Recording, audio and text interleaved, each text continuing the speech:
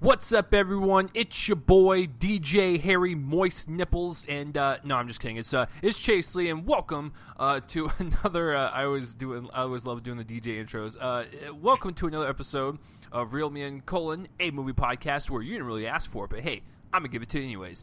This is a podcast where I talk about anything, everything, and anything about movies. I'm your host, Chase Lee, like I said, and if you're new to the show, welcome. Hopefully, if you are not a movie fan, you accidentally stumbled across this podcast and you were looking at some weirdo porn on Sunday morning or whatever, and like I said, you're not a movie fan, hopefully my guest and I can convince you to be one. What I do on this show, guys, is I will go over some movie news, trailers, and I will have reviews of movies, on a weekly basis, so it's a lot of fun. But yeah, this week is the review of Logan, the newest X-Men film, the final Wolverine film. Hugh Jackman does not want to come back and play it. I don't know why. That makes me sad inside. And then, of course, box office results for the weekend. So it's going to be a lot of fun, guys. But before we begin and introduce my guests, please spread this around and let people know this is not the best podcast in the world, but it's tolerable. It's passable, It's something to get through your morning shit, without you, crying so much. So, hopefully I can ease that pain. So, yeah, welcome to episode 171. Let's get this going. I want to introduce my guest. My guest has been on numerous times. He was also spearheading the extra episodes we did for the Oscars and whatnot. He is Joel. He is back. And no, I did not blackmail him this time. Joel, what is going on in the neighborhood of the Joel? Oh, not much. Just excited to talk about Logan. Very excited. Yeah, guys, just get ready. I don't think you're, first of all, your body's not ready for the movie, and your body's not also ready for our reviews, because it's just that damn good. But that's a little tease. But yeah, anything else happening in the world of you? Well, I've let me think. Website wise, I've have my own website, Joel on Film. Might as well get that plug out of the way. But this year I plan to review/watch more movies than before. I'm aiming for something like 250 this year. So the DVDs at my local rental store, which has a lot, have started rolling around. Already doing 2017 catch-up. I've already started that process, and it's exciting. So I'm excited for that possibility. I'm going to be reviewing whatever I can whenever I feel like it. So Joel is his own boss. That's basically what he's saying. He doesn't listen to anyone. So don't ever hire Joel because he won't fucking listen to you. All right, so that sounds great, man. I still don't have a website. The website I'm currently working on is the one I created in school, and it looks awful. Please go check it out. It's chase-lee.net because chaselee.com was taken. But I'll have to reformat that and get it an actual, site that I can put, podcasts and all that stuff on. But for right now, it's just it's a dump for all my college work. So yeah, I don't have a website. It looks pretty bad. So yeah, let's. Without any further ado, let's get this started. We got a lot to talk about, and I don't want to bore you guys too much. So let's start out with some movie news. There has been a lot that dropped this week in news and trailers. The first piece of news, it's one of those pieces of news that when I told Joel, he got so excited. I think he just kind of blind bought everything. He got a ticket to a cruise and whatnot. He was just so goddamn happy that Trolls 2 is coming out in 2020. He just went on a spending spree and he just wanted to enjoy life. And I don't know why, because it's awful. It's an awful piece of news. Listen, the first Trolls, no thank you. Listen, besides the animation and that's about it. Everything else beyond that is just awful in the first one. I didn't like the story as much. I didn't like any of the voice acting. I didn't like any of the music. I just felt like it was just, hey kiddies, here's some music while your parents are sleeping. You can enjoy yourself in the theater seat. I did not like the first one. So this I am not looking forward to, but it comes out in 2020, so it is a long time away, and hopefully the world has ended by then.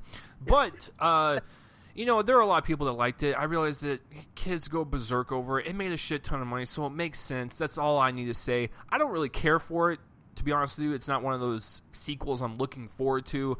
But I know Joel is looking forward to it because he kind of liked the first one. So Joel, can you please explain yourself to the public?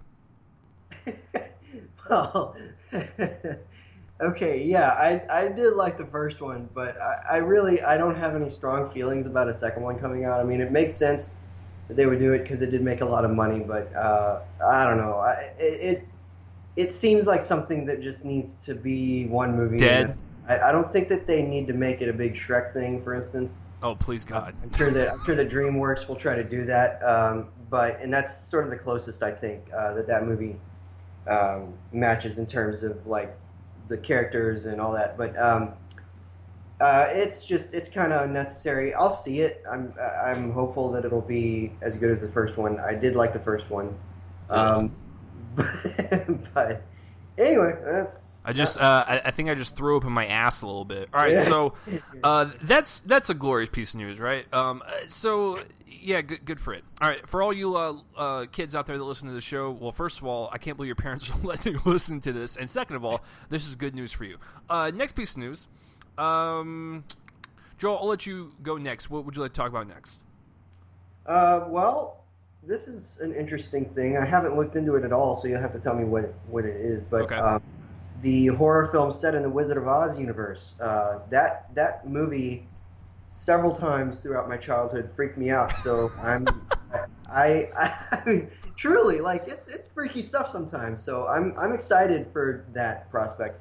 I never saw Return to Oz, which was the one in the '80s that they did. Oh, that one's freaky. Yeah, I hear that it was pretty freaky. So I assume that this will be kind of tied into that in some way.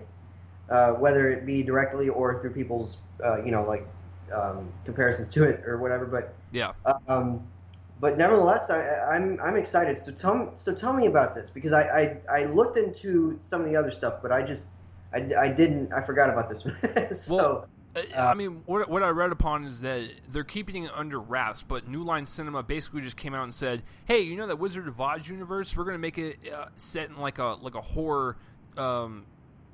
Theme or whatever. And I'm like, when you think about it, you're like, why would you make that movie horrific? The first one, everyone loves it and whatnot. But you're right. When you think about Return to Oz, I saw bits and pieces of it when I was a kid, and it is some disturbing shit. So if they can take that and take it to the next level, it could be an interesting blend of genres. So, I mean, there's not really much about it, but it is something New Line Cinema has come out and said that they're doing. Now, New Line Cinema, they are behind such films as the reboots of all the the Freddys and the I believe, did they do Jason? Yeah, I think they co-produced it with Paramount, and then of course they also did Nightmare which one?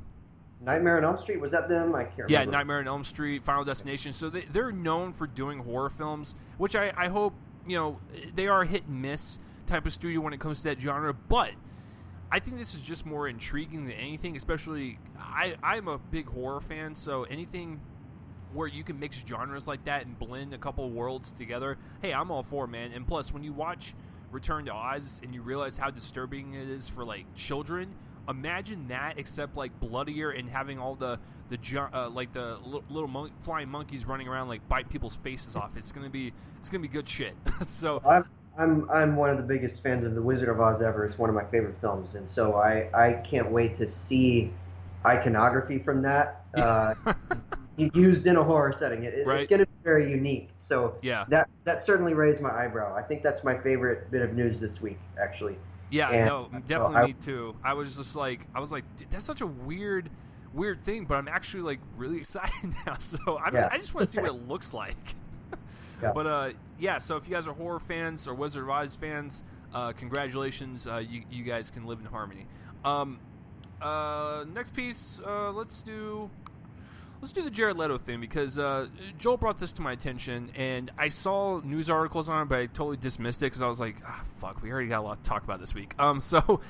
But Jared Leto, as you guys know, he has never acted ever, and he's only done 30 Seconds to Mars, so this is his first I'm just kidding.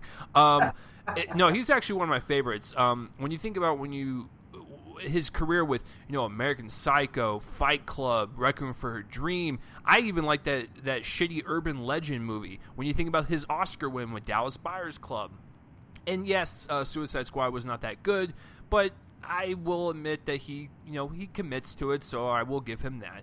He's a very versatile actor, and he's the front man of a popular band. So he's kind of all over the place in the arts, if you will. And so, Joel, you're gonna have to probably recorrect me, but from what I read, is it going to be a Tron reboot that he's attached to, or is it going to be like a Tron 3 that they're trying to circle around? Like, is it a continuation or a reboot?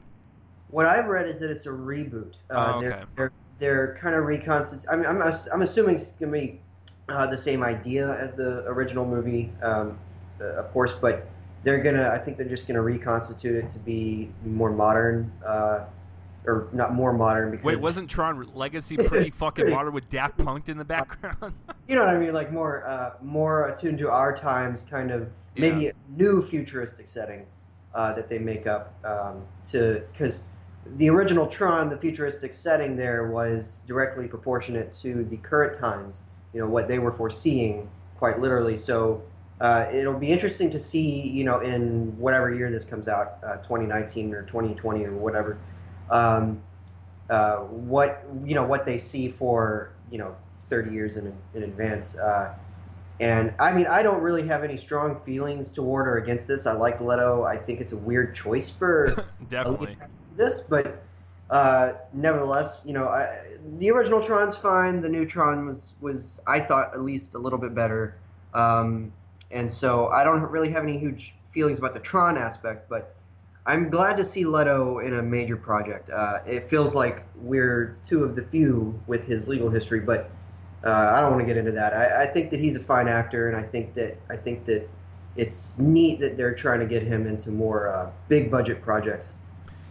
Yeah, and I think it's an interesting performance, and so that's even in Suicide Squad for maybe the wrong reasons, but nevertheless, he always gives an interesting performance. So I'm curious to see what they do here. Yeah, and I think he's trying to course correct all the backlash he got in Suicide Squad, and he's going to be in the upcoming Blade Runner movie too. So I have a feeling that he's trying to distance himself away from the DC universe a little bit and just doing all these bigger projects and stuff. And if he can just nail one big blockbuster outside of Suicide Squad, I mean, people are going to fucking forget about it. So I mean, I think that's what he's trying to go for. Hopefully he's amazing in Blade Runner, and he can let people forget about it. But yeah, it's an interesting choice.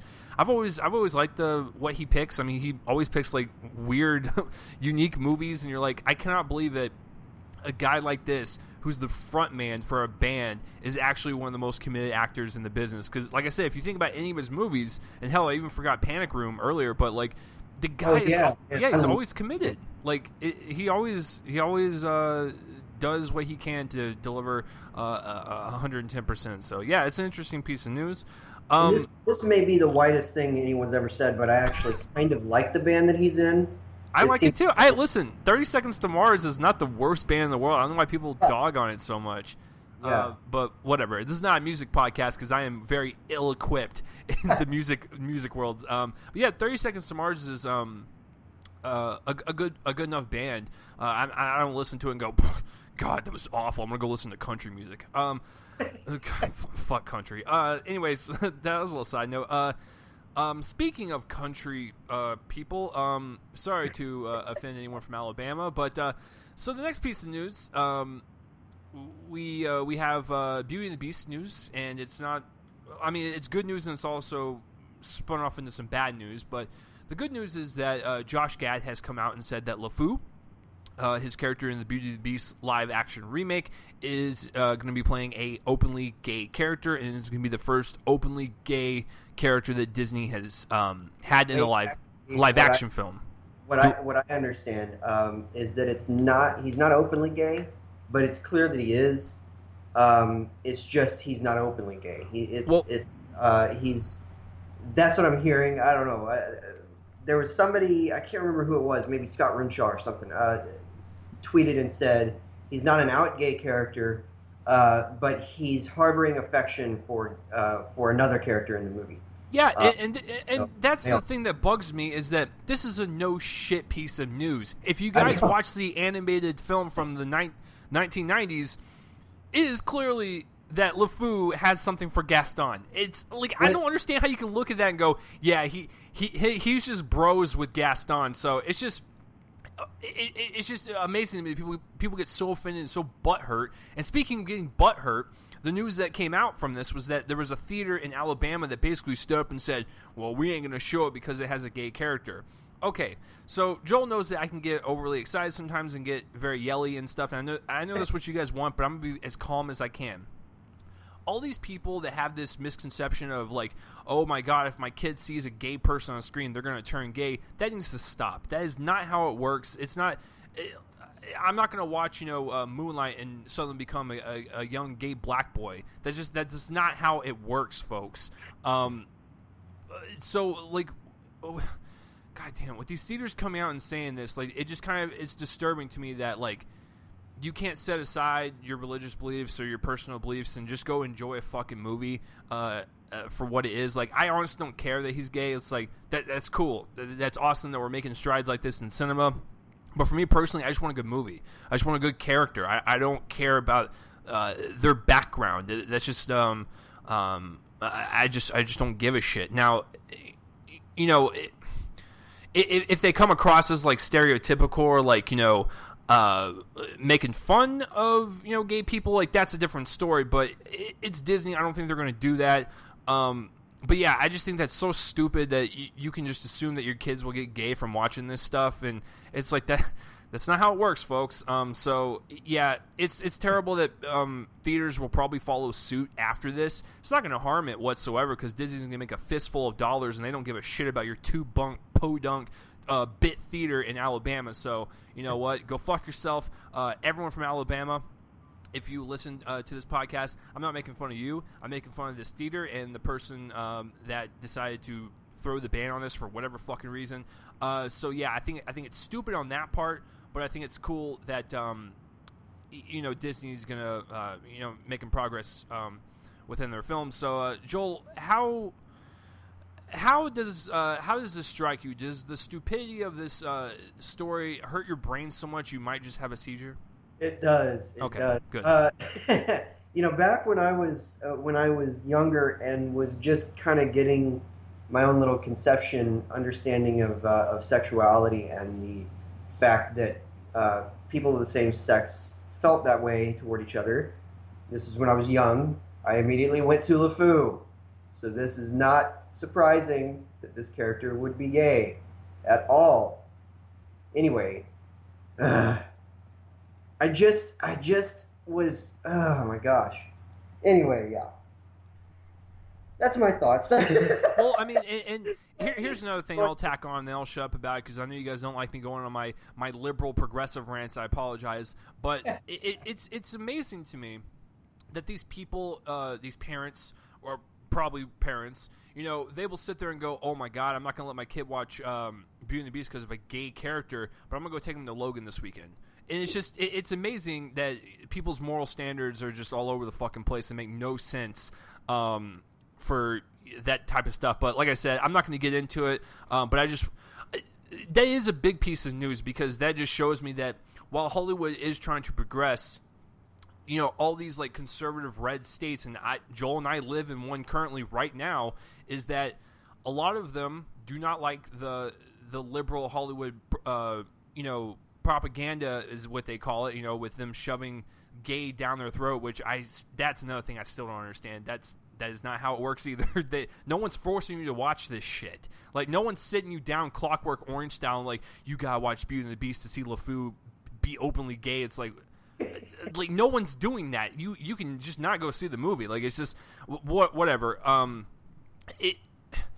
It's stories like this that make it so disheartening, Joel, because when you think about what just won Best Picture literally a week ago and its subject matter, and like we are still fighting this stuff, it's just annoying. So yeah, that's it for that piece of news, guys. But I will say good on Disney for doing that. And on a side note, Joel, I don't know about you, but I'm excited for Beauty and the Beast. I can't wait to see that movie. Oh man, I'm so stoked. I cannot.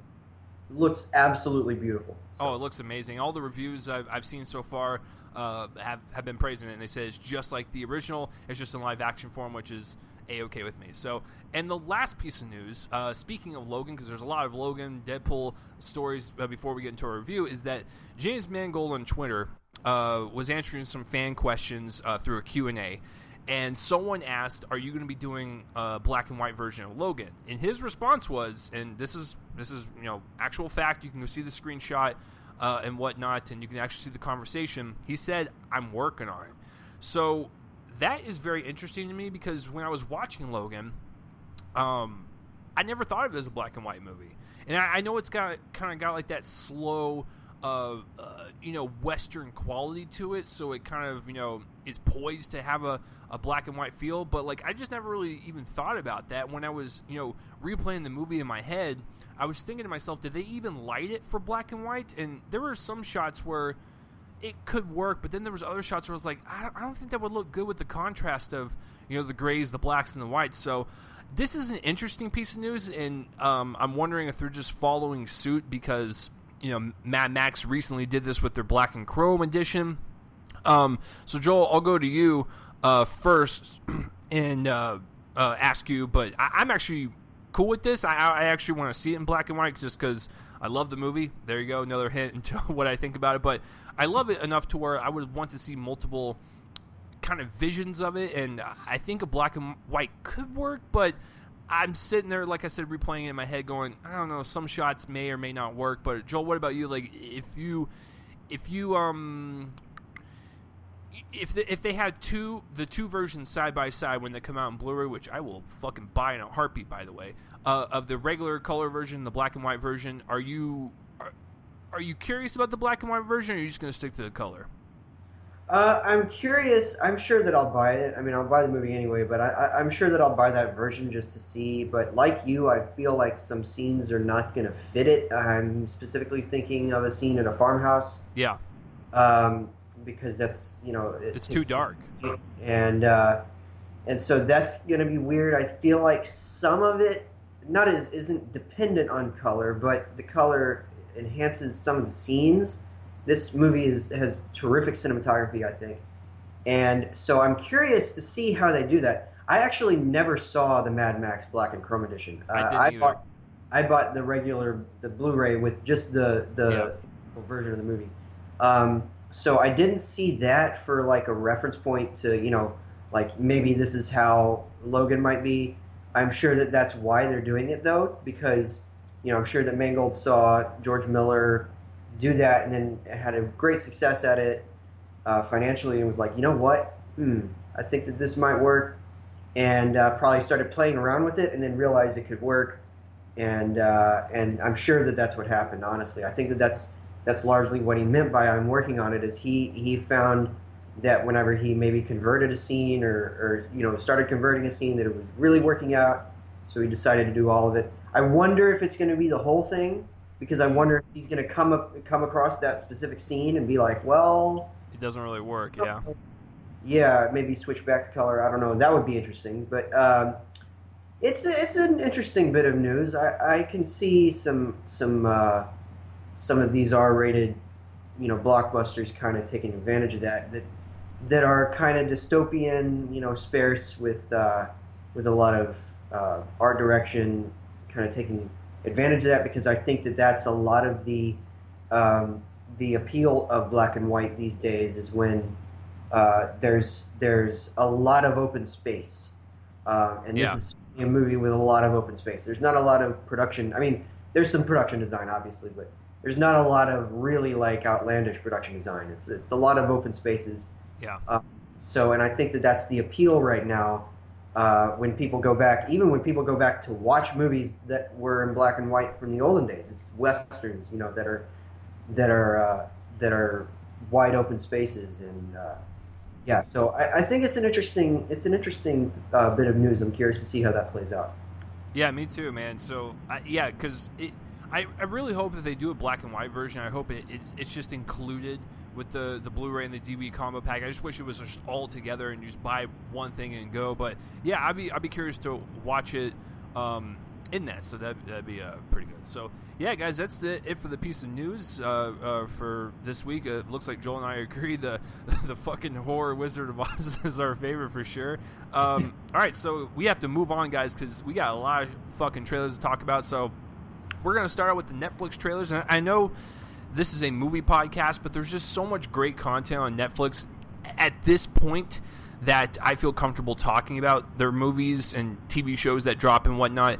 Because, back in the day, it might have been, like a few shows here and there or a few movies that they would make and drop and whatnot to where it wasn't justified for me to talk about it. But now that they're actually growing and stuff, I feel more comfortable, talking about all their trailers and stuff and whether it be a TV show or movie, just because there's just so much content out there. I think it's worth it at this point. So, speaking of Netflix, we'll start out with the Oscar one that dropped during the Oscars. We'll do that one last, but there's a lot of them that kind of dropped throughout the week. There was a TV show and 4 Netflix movies. The first one I want to talk about is the Brad Pitt one, War Machine. And no, this is not Brad Pitt taking the place of Don Cheadle in the MCU. So yeah, for this one, it looks like it's going to play more of like a comedic kind of take, more like kind of lighthearted look at the war. Brad Pitt, he's in there. He has a bunch of quips. There's not enough to judge it on because it's only a minute, and most of these are just a minute. But I do like the look of Brad Pitt. Believe it or not, I actually like him in that kind of grayish white hair look. I don't know, he kind of fits it. It looks like it could be very interesting, kind of a breakaway from all these more serious, heavy drama-filled war movies, because there's a lot of them that are coming out this year for sure, one of which is one of the trailers we're about to talk about. But this looks like it could, like I said, take a break from that type of war film that we're going to probably be getting multiple times this year. So I liked it quite a bit, and I think Brad Pitt looks very charismatic, but also could be threatening given the rank he is in the movie. Joel, what did you think of this one? There's really not enough to judge, but I mean, I'm always excited to see Brad Pitt in something. So yeah. And it wasn't even a minute, by the way. It's 32 seconds. Whoops. So I guess the version you're right, because the version I watched was like the trailer, and there was like 30 seconds of ads. So yeah, you're right. Yes. Yeah. But I mean, I'm excited to see it. I've been hearing about it for so long. It's hard not to be excited. So I'm excited to see Brad Pitt in something on Netflix. That'll be an interesting outlet for him. It's sort of like the Irishman. Yeah. The Irishman getting on Netflix. I forgot to mention my thoughts about that one, but I'll wait. Anyway, yeah. So I'm excited. I'm looking forward to it. Well, I mean, let's go ahead and just talk about that briefly if you want. I mean, when you see Netflix getting these stars, like, I know that people don't really like Adam Sandler that much anymore, but he did strike a deal with them, and he's making shit movies, but he does have a deal with them. Brad Pitt now has a deal with them. David Ayer, Will Smith have a deal with one of the trailers we're about to talk about. So, given the fact that Scorsese's new movie, The Irishman, is coming on Netflix, like, first of all, what do you think about that, since I never really got to talk to you in full about it, just briefly, and, like, do you see, like, this is the new wave of movies per se, and seeing like Amazon, Hulu, and Netflix accepting a Best Picture winner, in the near future? I can see it happening. Actually, you brought up last week on your show. You brought up Amazon Studios being, big right now, especially with Manchester by the Sea being Best Picture nominee and Best Original Screenplay winner, and then The Salesman, they did the U.S. distribution for that, and that won Best Foreign Language Film. And what fascinates me about this stuff is that it really does feel like the wave of the future, because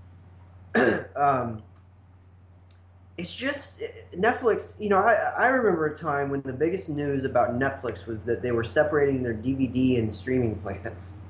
And now look at where we are. And that's 5 years ago. And now they have a bunch of original content. They got rid of or not got rid of, but they're in the process. I feel like they're in the process of getting rid of their physical disc plan. And and it's just very interesting to see where they've gone, uh, just from 5 years ago. So I feel like, by probably somewhere around the beginning of the next decade, I feel like we could probably see a lot of what we might call, um, maybe not studio blockbuster entertainment, but studio sort of like Hell or High Water, that kind of thing, where uh, it's adult entertainment, not that entertainment, but adult dramas and all that. I could see those moving to Netflix. I could see that there might be some sort of a market for this, where you get a lot of the dramas that you would see in theaters. They suddenly are showing up on Netflix and Amazon and Hulu. It's an interesting market because people like that now. They like binging shows on Netflix. They like watching Amazon original series. So I think that it's interesting. It's a weird outlet for a Scorsese movie, and it was kind of a shock to see that news pop up. But I'm just fascinated by that. That this might be where we're headed, and I'm fine with it. I mean, I don't have to go to a theater. It sounds sad to say this, but I love a theater experience. Love that. Nothing like it. But I don't have to go to a theater to get my pleasure from a movie. And so I feel like it's as good an outlet as any to have some sort of entertainment that you don't have to go out to a theater to get. You can pay once for a monthly plan, and that's your payment. And anyway, I think it's very interesting. I think it's very interesting, and these trailers are certainly indicative of a kind of shift, because none of them really looks like anything they've done before. We're talking about like War Machine with Brad Pitt. Seeing Brad Pitt in a Netflix original movie. It's just weird, and it's cool. It's fucking bizarre. It is very, very bizarre. But I mean, it's smart though. It's really smart to get people where they live, literally. And so yeah, I'm excited. Yeah, it's just an interesting shift that they're taking, and I'm telling you guys this right now, and I think Joel can agree with this. Like, within the next 5 years, we are gonna probably, even when The Irishman comes out, we're gonna see Netflix. The people of Netflix, fucking Netflix, are gonna walk up on that stage and collect Oscars. What the hell kind of world are we living in? I mean, but that's fucking great though. Because I did the math on it. If you guys want to know, do what? Here's the one thing though. Here's the one thing that makes me wonder whether it happens. Now, I feel like it will at some point, but here's the thing. So, if it's a Netflix original property, then it's going to be available on the computer. So do they release it for one day before the end of the year? Because that's what it takes, unless they change the rules for the Oscars. That's what it takes to be considered. So what I'm wondering, because 13th did that. They opened for that first weekend in October, and that's how they were able to get nominated for Best Documentary Feature, because even with Documentary Feature, it's the same thing. They have to be, I think foreign language film is the only one that's the exception, where it has to be released before December 31st, in LA, I guess, once. But I mean, obviously, everybody's going to see it because it's on Netflix. But I wonder if we're going to see, along with a shift toward awarding Netflix original properties, if we're going to see a shift toward, well, you don't technically, if you're Netflix original property or you're an online original property like Amazon or Hulu, you don't have to open in theaters. You just have to come out on Netflix or Amazon or Hulu before December 31st, I guess, in the calendar year. That's what's going to be interesting to watch here, because I feel like it could happen, but we have that rule to consider. So, something like Beast of No Nation was also released in theaters, but something like these would never be contenders, but like the Adam Sandler movies, those didn't open in theaters. So if to qualify for anything, they would need to have opened. So that's the question: is would they open in theaters and set a specific rule about that, or would just they say, you got to open on Netflix before, sometime within January 31st and December 31st. That's going to be the interesting thing to watch. I think what they're going to do is they're going to definitely release it in the theater for like a week or something, just like with Beast of No Nation, just so they can qualify until they change the rules. But I did the math on this the other day, and you guys are probably wondering, like, how are they funding all this stuff? They do not release their numbers, right, in terms of like how many people watch certain shows, movies, and at what point do they binge it? Do they wait 5 months before each episode? I did the math on their actual subscription fee monthly. They have roughly about 93 million people that use Netflix. If you times that by $11 a month, and this is just the base fee, because some of them have, you can have a couple dollars extra for extra screens and whatnot, it is over $1 billion that they get monthly just on subscription fees. We're not talking about, advertising. We're not talking about, anything else. We're talking like, this is how much money they get monthly just on that alone. So they're able to purchase stuff like The Irishman or fund like a Brad Pitt movie and pay and shell out, $40-50 million, and it's like a drop in the hat for them. So, somebody was asking me several months ago. Somebody was asking me, how are they able to fund all this stuff? And I immediately told them, I'm like, it's easy. It's so easy for them. I mean, they could literally actually own the entire entertainment industry if they wanted to. They could, yeah. That's how wealthy they are. And they could literally just do everything. I mean, they have kind of done that because of the amount of stuff that they put on their website. I think that the only things that they don't have on there are like training or like exercise videos. That's basically it. Like that's the only market they haven't tapped, and I'm sure that they could do that as well. It's just such a rich market for them right now because they are so absolutely positively wealthy, and they could just run Hollywood really. I'm not surprised. Every time it says Netflix gets whatever, I'm just like, I'm not surprised.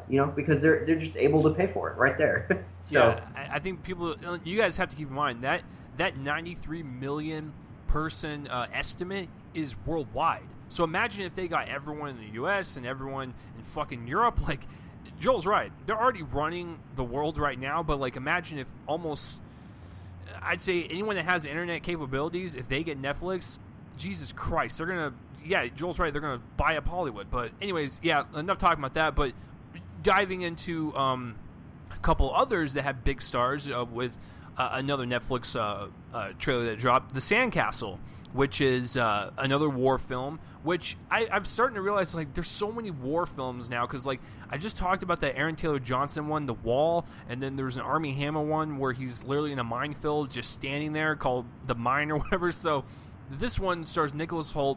It's also got Henry Cavill in it, I believe, and someone else, but it looks like another great war film, and the production design looks great. The action looks really good. I'm like, Jesus, Netflix, like, they're really putting like some dough behind their movies. So yeah, there's nothing really much more to say about this one, but I do like the cast involved. I do like the way it's kind of put together and how it's shot and whatnot. It feels like you were there experiencing like this war and the situation that these characters are in. So I actually like the Sandcastle trailer, and I'd be looking forward to. What about you? Basically, just repeat everything you say. Cool. All right, so moving on to the third one with a big-ass star, and this is kind of like the weird-ass one for Netflix. It's Bright, and this one dropped during the Oscars, which was a humongous surprise because I was sitting there watching it, and I was like, there was no movie trailers throughout the entire broadcast. And I was like, well, that's kind of pointless because this is the award show for movies. What the hell? So this one just comes out of nowhere, and it's about a minute long, and it's the Will Smith, David Ayer, Max Landis written movie. And from what I gathered, it looks like Bad Boys, but set like in a Men in Black type of universe where like there's like some supernatural science fiction-y stuff going on, but like he plays this cop with like his traditional Will Smith like badass small mustache, and I'm not saying it looks great because I really don't know what the hell it's about so far, but it's an interesting blend of genres, and it's also got some really kind of beautiful cinematography. I was actually kind of impressed. At first, I'm gonna be honest with you. At first, I thought it was a Bud Light commercial because literally the second shot is this gang member that Will Smith is approaching. He has a Bud Light can. You're like, well, why'd you assume that? If you look at the shot, it is like dreary in this gray type of color tone, and the blue fucking can stands out. So I was like, oh, so this is a Bud Light commercial. I had no idea it was the fucking Will Smith Netflix movie. So yeah, I'm more intrigued than anything. I want to see David Ayer kind of bounce off and come back from Suicide Squad and that whole debacle. So yeah, I actually think Bright looks interesting, but I need to see more. What say you, Mr. Joel? Here's the thing. Oh shit. I'm conflicted. So I mean, I've liked David Ayer movies before. I did not like Suicide Squad at all, to say the least. But I've liked ones from before that. I like Will Smith a lot. He's one of my favorite movie stars. He's still a movie star, I think. And I like Joel Edgerton, who plays the partner, the orc partner. But here's my sticking point. Max Landis wrote this, and it's been a long time since Chronicle, and he's not really done a lot of great stuff since then. He's kind of a douchebag in personality. I just find it hard to get excited for anything written by him anymore. But I agree. It's an interesting little fantasy. It's going to be interesting to see Will Smith as kind of a Bad Boys-ish character in a like you said, a Men in Black kind of setting with a lot of fantasy and weird monsters and a sword. The sword was cool. Yeah. So, I mean, I'm certainly going to watch it. I'm certainly going to. Okay, like, even if you were not a fan of, like, any of these people involved, there's no way you're not at least fucking curious about this movie. I mean, I'm definitely curious. I'm just, it's more like cautious, extremely cautious optimism. Just because of Max Landis, I feel like he's gone down the tubes. Maybe with the exception of American Ultra, but since Chronicle, I don't know. I just haven't liked a lot that he's written, and I'm just, I don't know. I'm very, very, very, very, very hesitant. But I'm definitely going to watch it because of Will Smith, really. Yeah, no, I totally feel you. But yeah, I thought it was kind of weird that this was the only trailer that dropped during the Oscars, and it's not even coming out in theaters. It's coming out on Netflix. But then again, Netflix is taking over the world. So, and the last two Netflix trailers, just real quick, there's a foreign one called Dark, and basically a kid gets missing and they have to go search. It looks like a really cool like little mystery and whatnot, and it kind of reminded me of David Fincher a little bit, which I was about to say. Yeah, we're going to be talking about him here momentarily, but I actually like this trailer. I'm glad that. Correct me if I'm wrong, Joel, but is this like the first time Netflix has produced a kind of like foreign film and really kind of put it in the forefront? Because usually when they produce like their foreign stuff, they really don't like showcase it to American audiences, and they kind of hide it in the search for Netflix. But this looks like it was getting it out there, so it looks intriguing. I love mysteries, and I love whodunits and whatnot. So yeah, I actually like this one. Yeah, this is the first foreign trailer. I think the most high-profile thing they've done that's foreign is Narcos. Yeah, you're right. Television show, and I can't tell if this is a movie or if it's a show, but it also looks sort of like that show The Killing. Yes. Which I need to continue, but anyway, yeah, I think it looks really. I'm always intrigued by stories like this, so I'm definitely going to tune into this. Yeah, it looks cool. Like, I wasn't expecting much. Because I was looking at the trailers for the weekend. I watched it, and I was like, yeah, Netflix, I'm digging that shit. So, and speaking of David Fincher, holy fucking shitballs, buckle up. So this one's called Mindhunter, right? I had no idea this even existed. I was just like, oh, David Fincher has only got his hands in House of Cards. No, you silly boy. He's got this show called Mindhunter. Netflix just drops it. just willy-nilly on the internet. They're like, here you go, have fun with that. It doesn't really show much, but the way it plays out like as if Fincher cut that trailer. Like, if you watch, like, the Social Network trailer or, like, the Girl with the Dragon Tattoo trailers, it's cut just like that, where it's, like, these rapid, quick frames mixed in with, like, like an image or text or whatever. And it kind of had that Girl with the Dragon Tattoo vibe. It also had a vibe of Seven. It just... I don't even know what it's about. Maybe Joel can help me on that. Maybe because I was just so excited and I forgot. But I love the gorgeous kind of dark imagery that it's got going on. It looks like Fincher's cinematography, so it looks really fucking awesome. It's a TV show that's coming to Netflix, I believe, in the kind of fallish time, so it'll come out around the same time as Stranger Things 2, which would be great if that came out around the same month. But yeah. New Fincher series from Netflix, the guy that basically started it all with TV shows in the Netflix game with House of Cards. I cannot be more excited for this. This looks fucking great. Joel, please explain to us why you're just as excited. Oh, I'm stoked. I mean, I'm just a fan of the whole vibe. I can't really tell you what it's about, but I'm just a fan of the whole vibe that it gave me. Like, I love the quick cut, where it was a brief image and then it goes back to the weird blood thing that kind of spreading across the screen. That was neat and kind of unnerving. And then they would go back to another really quick image and then they would cut back. I mean, it was just an interesting vibe. It was very Fincher, and I'm a fan of I'm a fan of Fincher from Social Network backward.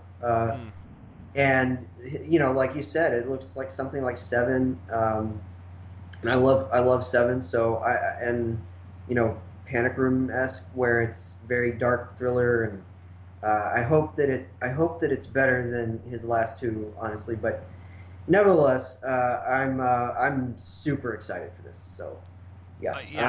And the only thing I took away from your statement was you were not a fan of Gone Girl or the Girl with the Dragon Tattoo. So, Joel, I don't know if we can be friends anymore. So that's it for the Netflix trailers. Now we get into the bigger trailers, the ones that drop throughout the week that are big blockbusters and whatnot. This is going to be a lot of fun because this is definitely a unique group, if you will. The first one, let's talk about... I'll pick one first, and then I'll let Joel go, and then me, and then Joel. So the one I want to talk about first is Alien Covenant. Now, this is the kind of like full-length trailer. We kind of see a little bit more of the story and whatnot. I got to tell you, I'm really excited for this movie. I am actually a fan of Prometheus. I know a lot of people do not like it. I know a lot of people are mixed on it, but I actually really enjoy that film quite a bit. It is visually stunning. It is definitely horrific at some points, and it's definitely like unflinching with some of its violence. God damn it, especially that abortion scene. It still gets, because I have a scar on my stomach, right? So that scene still gets me to this day. I'm just like, oh fuck. But with the Alien Covenant trailer, we see the crew. They're couples and they're going to this planet, to kind of explore and whatnot. They get there, they see that there's wheat, and we kind of see that there's another ship that maybe crashed there, Prometheus. And hell ensues with the aliens basically jumping out of their fucking goo eggs and attacking Billy Crudup's face. I really like the vibe of the trailer. I like some of the sequences. The cinematography, once again, from Ridley Scott. The guy knows how to shoot a fucking movie, and he's old as dirt. So it's amazing to me that he adapts with, like, cameras and whatnot, and he just makes it his own and makes it extremely well well to look at and whatnot. But yeah, it looks gorgeous. I love the action. And I like some of the sequences involving the alien, as brief as they may be. I gotta tell you though, I really wish the trailer would just cut after the title and we didn't need to see that ending portion, because that ending portion, I feel like they ruined kind of a big moment of the movie. So I hope there's more bigger moments like that. So besides the end of it, which was cool by the way, I just wish I didn't fucking see it right now. As far as that, I love like I said, the camaraderie of the group. I like the way it looks. The horror and kind of suspenseful atmosphere is there. It looks like a good sequel to Prometheus, but prequel to Alien. So I'm all on board. Just axe that ending scene. So Joel, take it away.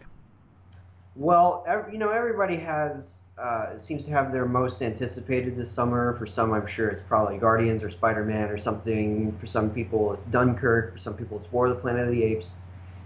For me, it's Alien Covenant, and this trailer just solidified that. I love, love, love Prometheus. It was my number 2 of Oh 2012. shit, Joel and I can be friends again. There we go. We have made up. We made it already. I love that film. I reject a lot of the flimsy little problems that people have with it, with the quote unquote plot holes.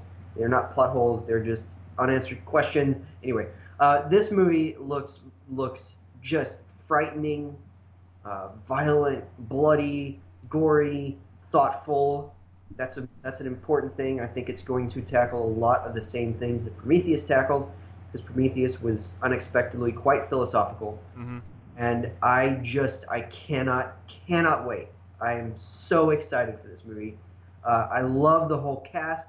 I can't wait to see what Danny McBride's doing, and that's the first time I've said that in a while. Hey, whoa. He's doing pretty good as of late with his show Vice Principals, and now getting into movies like this. So, you gotta cut the guy some slack a little bit. Yeah, I guess there's been some movies where I liked him in there, but anyway, I'm excited to see where what he's doing there, and I can't wait. It just looks so stylish. I love the cinematography. It's going to be I think Dariusz Wolski as always for Ridley Scott, and I'm just so excited. You know what it kind of reminds me of is that it looks like Scott is taking like the atmosphere of the first one, which he did do, but also take aspects of the action atmosphere of number 2, which he did not do. So it looks like he's kind of combining the first two together, because when you watch the trailer, it is very action heavy, but it's also, like I said, atmospheric, and there's some interesting shots going on and how they reveal certain things. So yeah, it's, oh my God, Joel, we're like 2 months away. We are 2 fucking months. Prometheus was certainly closer in pacing to Alien, to his original, and I have a feeling, I've always felt this. I love Aliens, the James Cameron sequel. I actually prefer his first one. I agree. Of those two, but I've always felt like if Ridley Scott had directed Aliens, this is what it would be like. I don't know if it would look like Aliens, but I think that it would be as action-packed, because I think that he probably understands that there are sort of rises and crests in the pacing of the story that he's telling with these movies, that various directors have told, I should say.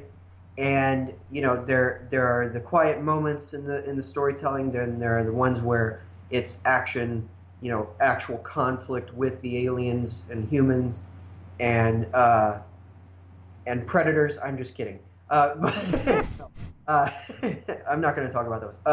But anyway, so I feel like this is sort of, you're right, this is sort of kind of his homage to what James Cameron did. Jason Cameron sounds like that one douchey frat kid that you ran into at a 7-Eleven at one time at like 2 in the morning. You're like, fucking Jason Cameron, man. And if there's a Jason Cameron listening, I'm sorry. But anyway, I'm so excited. The cinematography looks like it's going to be some of the best this year. I agree with you about the reveal at the end, although there's another trailer that does that this week. And so, yeah, it's kind of a bad week for last-second reveals in trailers this week. It's like they started a trend because, like, in the past few years, we're starting to see it more and more, and the most notable one was Captain America Civil War. That second trailer where they released with Spider-Man at the end, it's like, I kind of wish I would have saw that in the movie. So it was cool to see, and the fanboy me is geeking out, but at the same time, it's like, I want to still go to movies and still be surprised. So, but yeah, it looks really cool. I cannot fucking wait for this one. So, Alien Covenant, we're a little less than 3 months away. So, Joel, you are up. What would you like to talk about next? Okay, I guess I might as well get a bad one out of the way.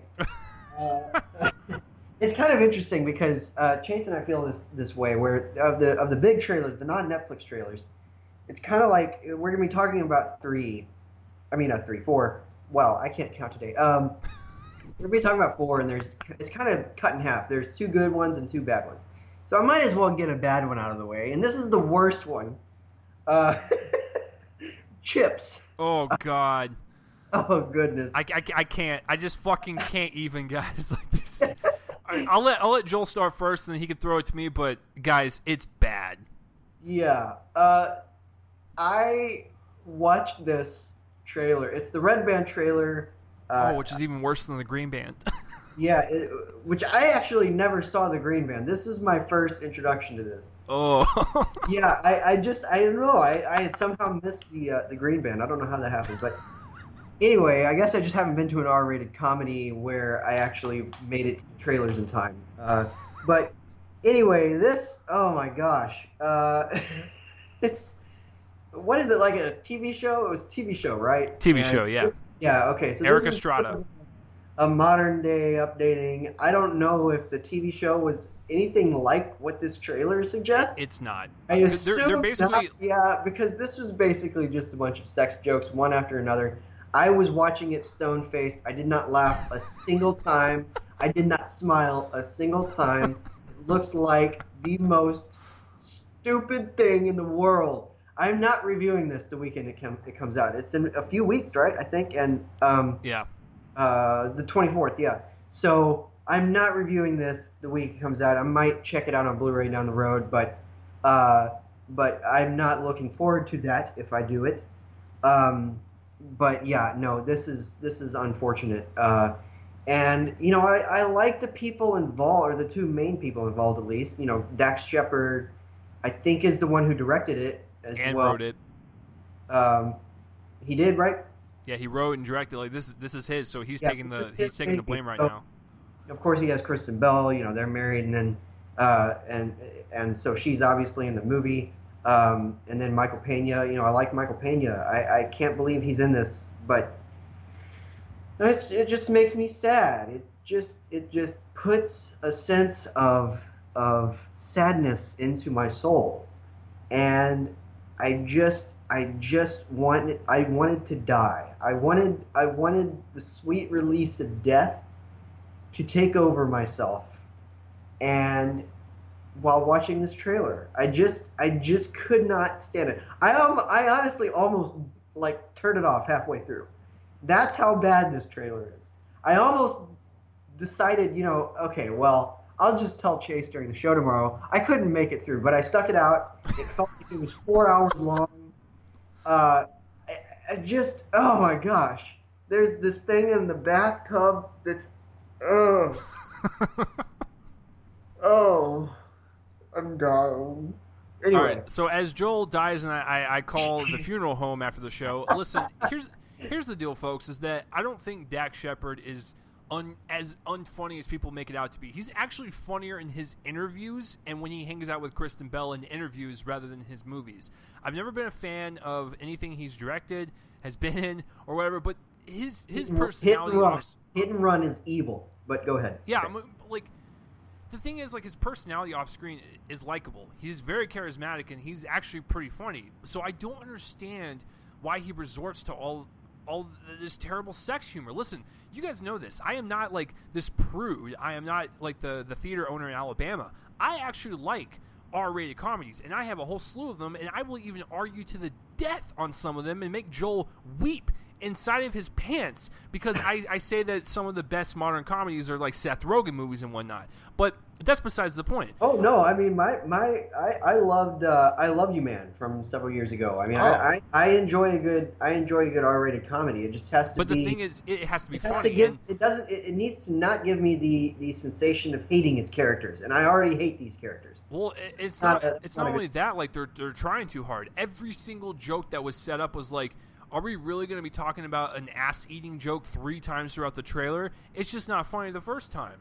And they're trying to 21 Jump Street this franchise like most are doing. The thing is with 21 Jump Street, yeah, it was raunchy, but it was also well-written. It was well-acted with its delivery from, you know, Channing Tatum, Jonah Hill, and Ice Cube, to where, like, when you veer off to Chips, these are not terrible actors. Dax Shepard is questionable, but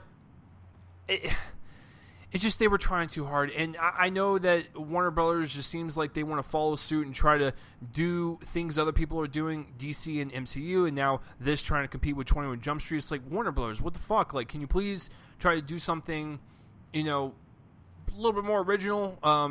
Listen, 2122 Jump Street were like lightning in a bottle. If you try to do that with all these different shows, i.e. Baywatch as well, because Baywatch had the same problem when I watched that trailer. That one was a little bit more funny than Chips, but it was still not that funny. But Dwayne Johnson is very charismatic and very committed to it, to where it's like, I understand why they signed on to these scenes, because they want to try to do their 21 Jump Street and R-rated comedy. It's just these did not work, and Chips really did not work. And I feel so sorry for Dax Shepard, because Kristen Bell is definitely the more talented out of the two, and she's doing very well with, like, you know, Bad Moms from last year, being in Frozen, one of the biggest anime movies of all time, and she's also in one of my favorite comedies, Forgetting Sarah Marshall. It's like she's hitting all these good notes for the most part. He is not. I feel sorry for him. Dax, for the love of God, dude, can you please just not rely on this type of...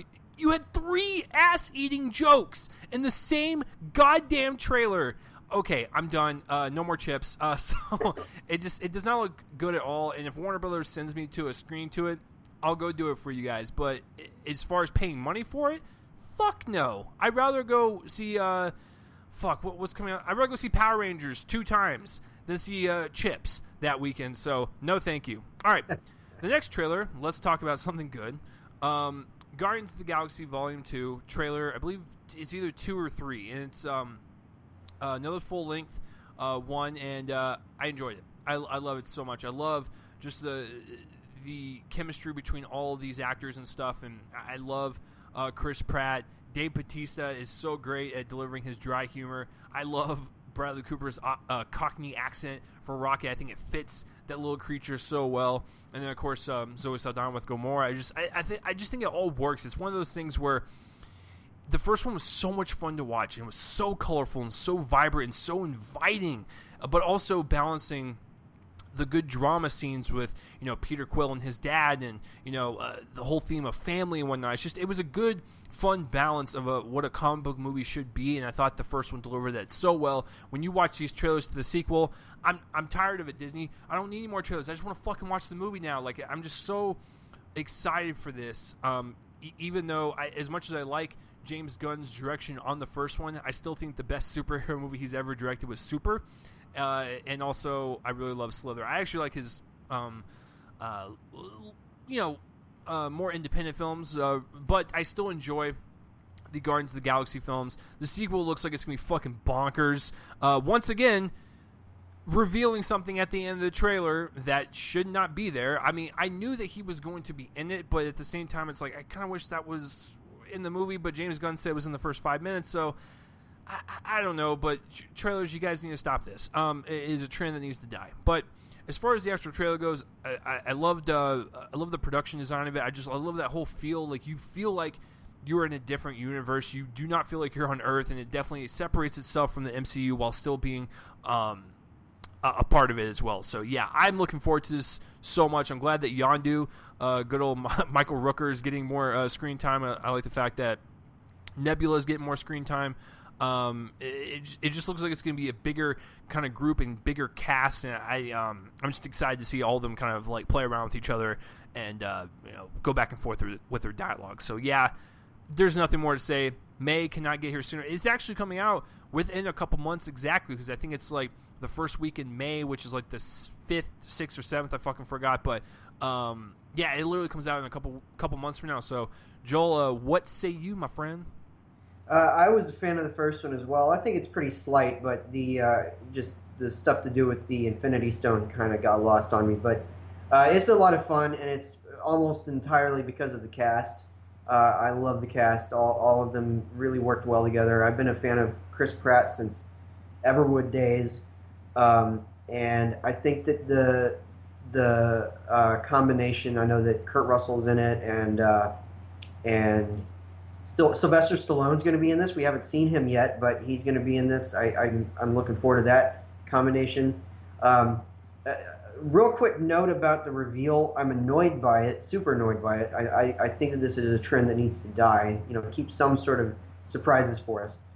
But there is a certain element of the character's nature that might be an even bigger spoiler. I'm not going to give it. I know that Chase probably knows what I'm talking about, but I'm not going to give it. But they might have thought, well, we'll misdirect them, and I guess that's kind of cheeky and smart, but nevertheless, I think that they need to stop this. I think that revealing stuff like with the Alien trailer and this one, just leave a little bit of surprises for us. But the trailer itself is a lot of fun. I really like the visual look.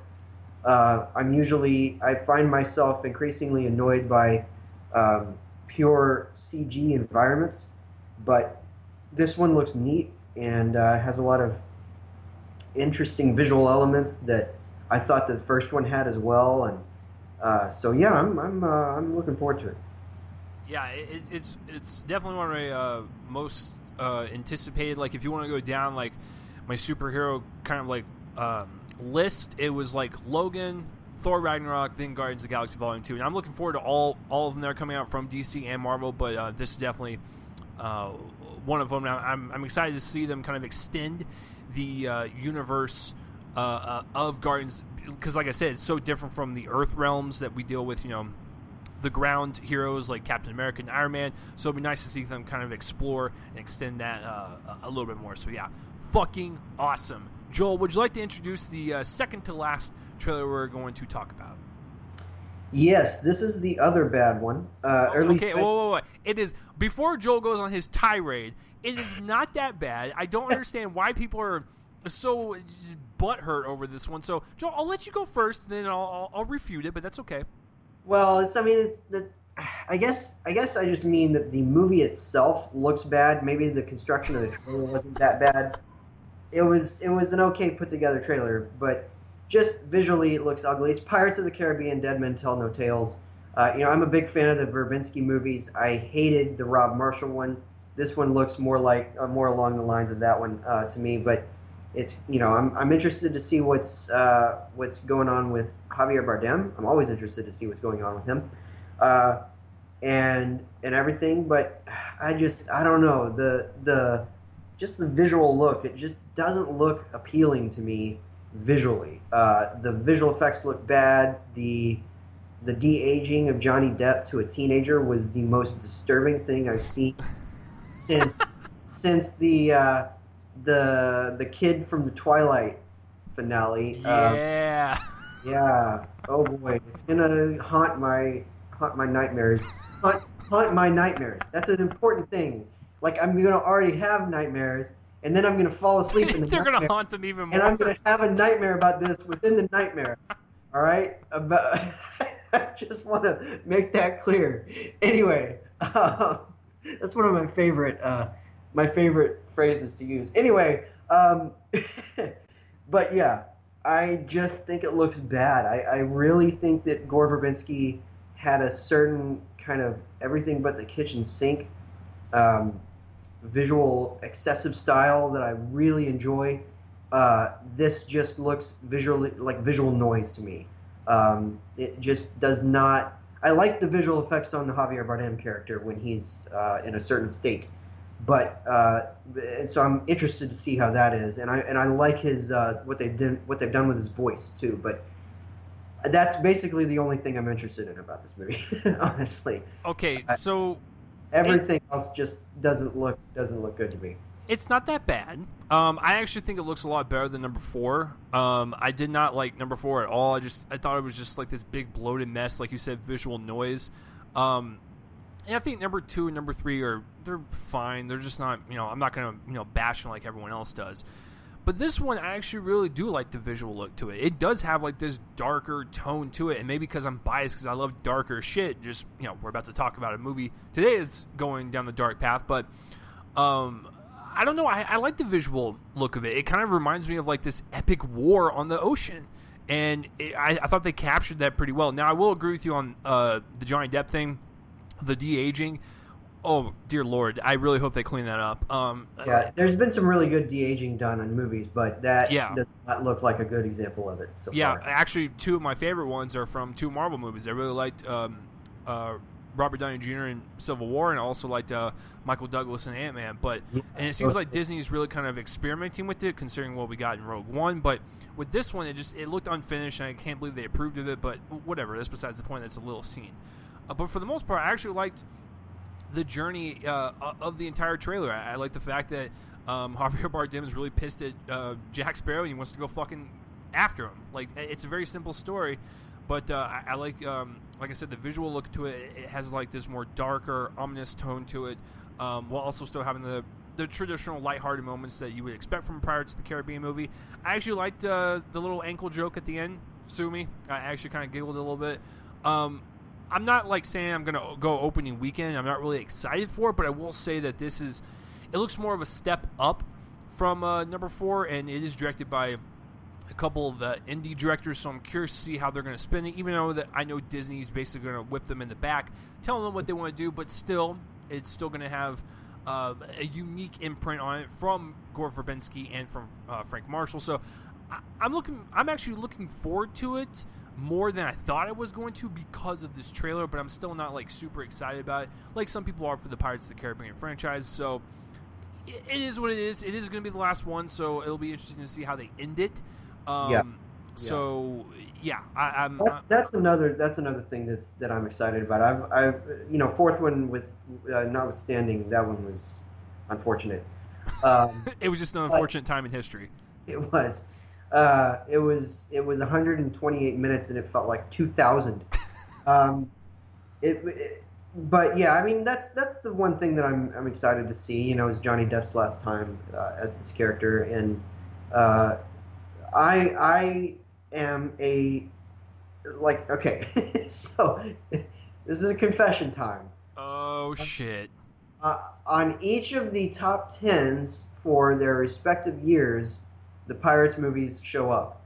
And yes, I include At World's End in that. And in the amazing year that is 2007, I think that they are all ace.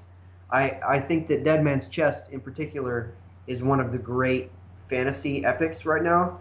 I think that we need more like that. There's so much going on in that movie that I feel I used to hate it. I honestly did. I used to hate it, but I've come around on it, and I love it. I've watched it several times in the last couple years, and I saw it in theaters last year, and I love it. And so anyway, that's my takeaway. So I mean, basically what Joel is saying is that he's crazier than Dane DeHaan's character at the end of The Cure for Wellness. So so here's the deal. I don't blame you for liking them. Like I said, I'm in the middle where I'm like, I'm not going to be the one that bashes them. It's like, I understand the appeal. I understand that, it's a swashbuckling adventure with pirates. Like, I understand that shit. So people like that, and people really loved the first one and really kind of garnered a lot of attention, especially with Oscar nominations and a shit ton of money. So I get it, but I will say that I do like the look of this one better than number 4. So,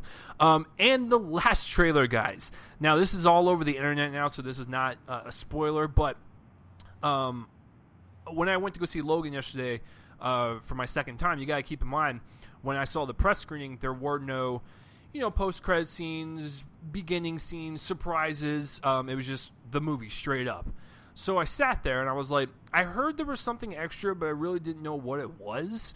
I sat there and it went straight to black, and it started having, someone was like walking, and I was like, what the? I don't remember the movie starting out like this. What the hell is this? So as it kept going, it revealed it was a Deadpool 2 teaser, basically. And if you guys want to know what the teaser is all about, I'm just going to say it briefly. Wade Wilson's walking down the street. He's going to the theater that's playing, ironically, Logan, and he sees a mugging happening right next to it. So he's like, not on my watch, motherfucker. And he goes to this random phone booth, and he basically changes into his Deadpool suit with the superhero theme music playing underneath it. And I'm going to go on record and say this right now. You guys can save this clip and save it for the zeitgeist of the internet, and you can tell people that I'm fucking crazy, but whatever. I died laughing in that theater. And I actually think that phone booth bit is the funniest thing Ryan Reynolds has ever done. That is including movies, television shows, appearances on whatever show.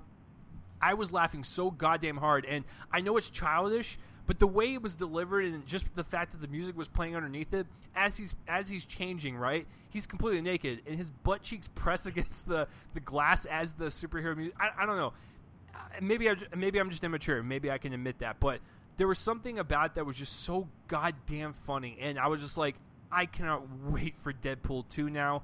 I thought it was a good teaser for the marketing that we're going to get from this movie, because this is going to be just as fucking crazy as the first one was marketed. So I actually think it was really, really funny. I thought it set the tone of what you want from Deadpool, the whole fourth wall break, while still being like super raunchy and, R-rated and just really goddamn funny. I like I said, you can quote me on this. I don't care. I think it's one of the funniest things, if not the funniest thing that Ryan Reynolds has ever been a part of, and it's just basically a 3-minute teaser of a movie that's, a sequel to one of the most successful movie in his career. So, Joel, I want to get your thoughts on it because we haven't really discussed it.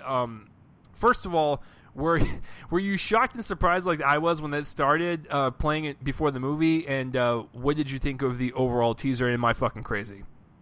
I had heard that something was going to be before the movie, so I wasn't really surprised. I was looking for that. I just didn't know what it was, and I was surprised and delighted to find that it was also one of the funniest things I've seen in a while. Right?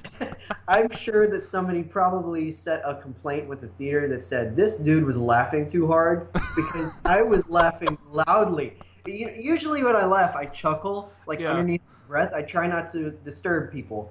I guffaw, if you will. But this, I was howling with laughter. Basically, what Joel's saying is nothing about this should be funny. No. Absolutely nothing about this should be funny, because it's a really great, it's a grave situation that he finds himself in, and then it's just so funny. I don't want to reveal anything about it, just in case people haven't seen it yet. It's on the internet. You can go watch it. I don't even really consider it a teaser so much. I just think I think somebody described it as a cutscene, and that's kind of more adequate. It's more like an announcement going, "Hey, this movie's coming." Yeah. Basically, and, quote unquote coming. I thought the first movie was fine. It was okay. I thought that this was funnier than anything in that movie. So I'm curious to see how that turns out. How another movie of his turns out. I feel like it's a gamble, but it'll be interesting to see where they go with that character from here.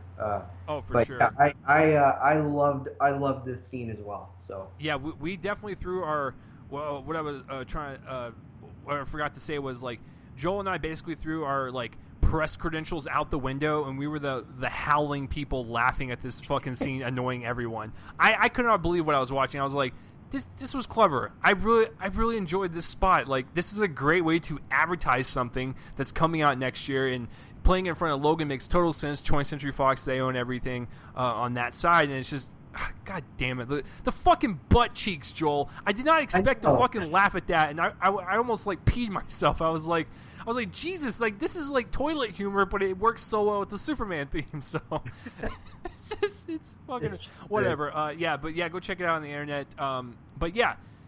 To transition that very smoothly, by the way, is that Deadpool announcement, kind of funny clip video played before Logan, and now Logan has been seen by both Joel and I. I have seen it twice, and I am ready to talk about this thing because I put my review up on it, my YouTube page 2 weeks ago, because the embargo lifted the day after. So I have a really kind of extensive thought on there for my YouTube watchers and stuff, but this is for you guys that listen to this podcast only. So get ready, because we're about to break down definitely the best movie of the year so far, in my humble opinion. One of the best superhero movies ever made, and that is not a hyperbole. I firmly believe that, and especially after watching it twice. This is Logan. So let's get real and break this down. We should also note, I don't think that Chase really knows my thoughts. I don't think I really don't. You don't? Okay, so he basically just knows my initial 2-word reaction to him. Correct. He wanted to report. I wanted to keep it short, so I just kind of gave him a quick thing. But yeah, so he'll know my thoughts for the first time, kind of. Yeah, and Joel already knows my thoughts, because I've been basically jizzing over it for the past 2 weeks. But, I mean, I'm glad to talk about it with you guys and stuff, because I want you guys to know that it is definitely one of the best within its genre. And I will try to explain why and be as calm as I can and not be a super fanboy, but be, coherent in my thoughts and make sure I get it across correctly. But looking at what this franchise has done. Now, the franchise is not perfect with the X-Men and whatnot. They've had their duds. But for the most part, we've seen Hugh Jackman and Patrick Stewart play these characters for almost 2 decades now, leading up into this point. So I was already super excited to go see this. I love the look of the trailers. I was like, I cannot fucking believe the same dude that made the Wolverine, it made this one, even though I like the Wolverine for the most part. So I was really excited. I watched the movie at the press screening, and I was speechless. I could not express to myself, to the other critics around me, like how much I fucking love this movie. So, I'm going to be honest with you guys. I do have some nitpicks, not really cons per se, but I do have nitpicks that don't really deter from the movie-going experience.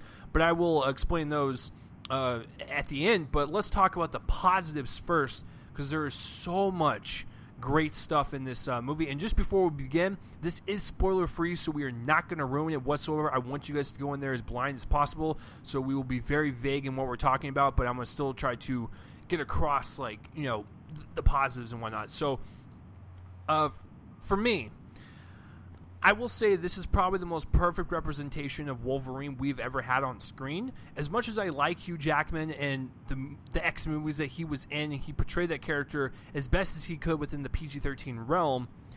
This is Wolverine unleashed and actually what he's like in the comics. And that is the biggest praise I can get.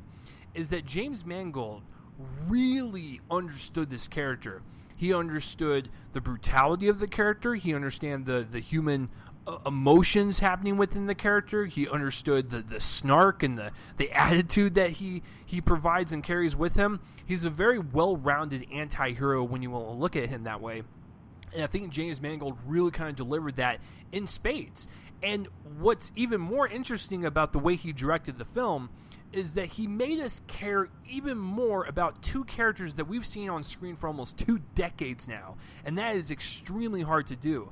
I felt like I was getting to know a little bit more about the characters, and I felt a little bit more emotionally attached to them, even more than I have been in the past. And it's just fucking crazy that you can still kind of have more depth to characters that we thought we already knew. And he brought something new to the table and really kind of delivered it in that aspect. And as far as the actual story goes, and then I'll turn it over to Joel and he can kind of talk more about the story structure and the overall direction. The story is it's not like the most groundbreaking superhero story. It's basically just a long chase scene. But what happens within this giant long action set piece, if you want to look at it that way, is that we get interesting character moments. We get smaller, more emotional moments mixed in with the brutality and the unflinching rage of this graphic violence that plagues in between these scenes. And I just thought it was a nice blend to really kind of keep you entertained while still getting you emotionally connected for towards the end of the movie and whatnot. And so I really like I said, the story structure was really simple. They kept it clean, and it was very basic. But I also will give them props for not really explaining everything in heavy exposition. There's a couple of scenes where they have to explain a couple of things, but they did it in a way where it wasn't overbearing, where they spent 5 goddamn minutes explaining something. It was more of hey, this is in the future. Hey, something happened with all the mutants, and we're just going to leave you to decide what you thought may or may not happen. So, well, I'm not like that, but more of you imagine kind of what it happens instead of them showing you. That's what I was trying to get across. Yeah, no, I really liked all the new characters added. I thought the X-23 played by Daphne Keane, I thought she was really good. She kind of had that fierceness that you would want to see from that character while still trying to understand the world and understand her place in life. And of course, Patrick Stewart and Hugh Jackman. Villains, I will say for the pros, I will say that Boyd Holbrook, I liked him. I thought that he was menacing, intimidating, but also kind of oddly charismatic and oddly likable. So I thought he was really well portrayed. And then I'll get into the negatives when we get there. But as far as like overall, like the writing and the actual story and the direction, I thought it was really, really well done. It's actually so well done that I'm actually kind of shocked that James Mangold previously did the Wolverine, because what he brought to Logan was the harsh, bloody brutality of this character while still providing a really great like human story, and I really kind of appreciate that. So Joel, as far as like the pros and the greatness from the directing and the writing structure, because that is a big part of this story, what did you think about it? It was strong across the board. The problems, I guess I'll get into the negatives later, but the problems do lie in the writing. There aren't Okay. very there aren't very many, but the problems that I will mention later are connected to the writing. Okay. I think that there's some routine that it falls back on that's annoying, but nevertheless, I think that Mangold is absolutely on fire here. This feels like something that, if Cormac McCarthy had written a superhero movie, and then Sam Peckinpah directed it or something. Yeah. I mean, that's kind of the vibe that I got. It's not really a Western. A lot of people are calling it a Western. It's not really a Western. It's got Western vibes, but well, and I forgot to mention that just real quick. Sorry to interrupt you, but what Mangold did was he mixed science fiction, horror, action, Western, drama, comedy. Like it's basically a movie with like all these different types of layers in terms of genres and whatnot that just mix in so fucking well. So yeah, you can't really describe it as a straight up Western. It's got glimpses and kind of attributes of a Western, but it's still kind of an all encompassing film, highlighting a lot of different genres. Absolutely, and I'm glad that you mentioned the comedy, because it's not a grim and oppressive movie. There's a lot of grim and oppressive stuff in it, but it's very funny sometimes. There's specifically a character played by Stephen Merchant, who is a very serious character, but he's also got those light moments. He's played by a comedian, so that's not surprising. And I mean, it is it has its moments of lightness that kind of leaven everything, and it's a great mix of all those. And I'm also glad that you mentioned horror, because I talked earlier in the podcast about a scene set at a farmhouse that is absolutely just about as urgent and scary as any home invasion thriller. Yeah. And I won't go into what, because I'd have to give away about a lot of stuff that leads to that moment, but it's a great scene. It's pitiless, it's merciless, it's brutal. It's not a happy scene at all, and it plays out like a horror film. Again, like Sam Peckinpah would have directed something, he pretty consistently took regular kind of genre elements and then incorporated in them a sort of blunt urgency that was more attributable to horror, and I thought that was interesting. It also feels like a bit of a homage to John Carpenter in its lighting. I noticed that I was getting some John Carpenter vibes from how they lit that scene, specifically how they light a character twice. That's a very vague hint, but anyway. So yeah, he's on fire here. I mean, it's a simple plot structure, not simplistic. Simplistic's a different thing, but it is a simple plot structure. I like how they keep it to that simple plot structure. They don't bog it down in a bunch of exposition. Like you say, this is a genre that is overflowing with movies that basically just convey everything through exposition, and it's refreshing to see something like this that doesn't do that. And they explain what they need to explain, and they just trust the audience to keep up, and that's great. They're not spoon feeding the audience. They have trust in the audience's intelligence, and I love that. In terms of my expectations, it's weird. So I wasn't really all that excited until I mean, it was early on in the marketing, but nevertheless, the trailer. I think it might have been the Comic-Con trailer or something. Maybe I can't remember. I think it might have been in October as well. I'm not sure when it came out, but it was the trailer set to Johnny Cash, um, which was I think the first trailer, and then I was like, okay, I'm really down with the vibe of this movie because I was not a fan of either of the previous standalone Wolverine movies. Not even the Wolverine. I know that a lot of people are a fan of that one, but maybe not you, but it feels like a lot of people are a fan of it because it wasn't X-Men Origins Wolverine. For me, yeah, it's better, but it was better in the same way. Stomach flu is better than, some other terrible thing. Joel, you bastard. But anyway, I was not a fan of it. I thought it turned into this weird soap opera in Japan, and it just wasn't involving. This, he's let loose by, being able to take on an R rating,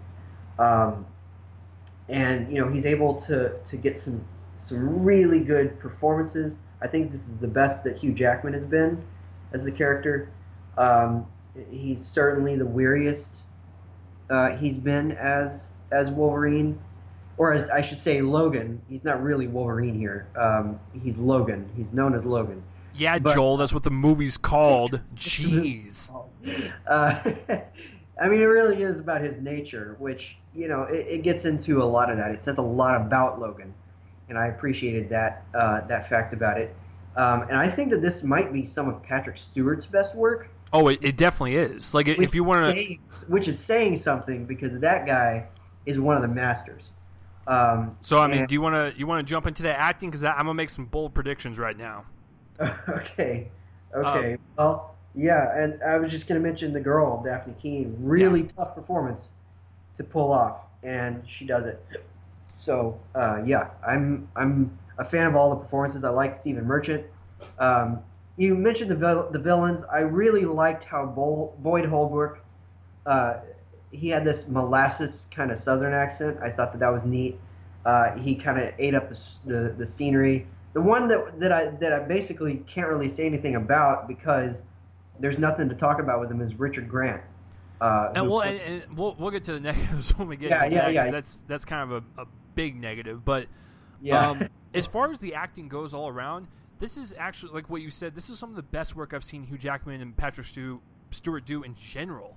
And this is, a Marvel combo movie. It's fucking crazy. Like, you're right. Like, Wolverine he's getting older. His powers are not healing himself fast enough. He is weary. He is broken. He is beaten down. He doesn't want to be in this fucking shitty world anymore. And there's a couple scenes where he's talking with X-23, played by Daphne Keane, and his face, if you pause it, not only is it red, it is strained, it is scarred, it is punched. Like, he looks like a battering, like someone took a battering on a punching bag. Like, it's just fucking ridiculous. Like how distraught this man is throughout the entire movie. But like I said, there's moments of lightness and there's moments of mourning and stuff, and like he really just kind of portrays all these emotions within his face. But I mean, Hugh Jackman is the bee's knees no matter what he fucking does in these movies, besides Origins.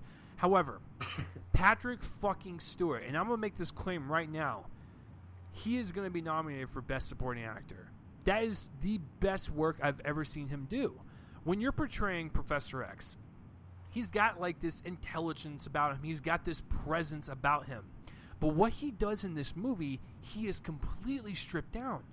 And this is not a spoiler. This is just more of like, hey, he's getting older. This is probably going to happen because this happens with many older folks.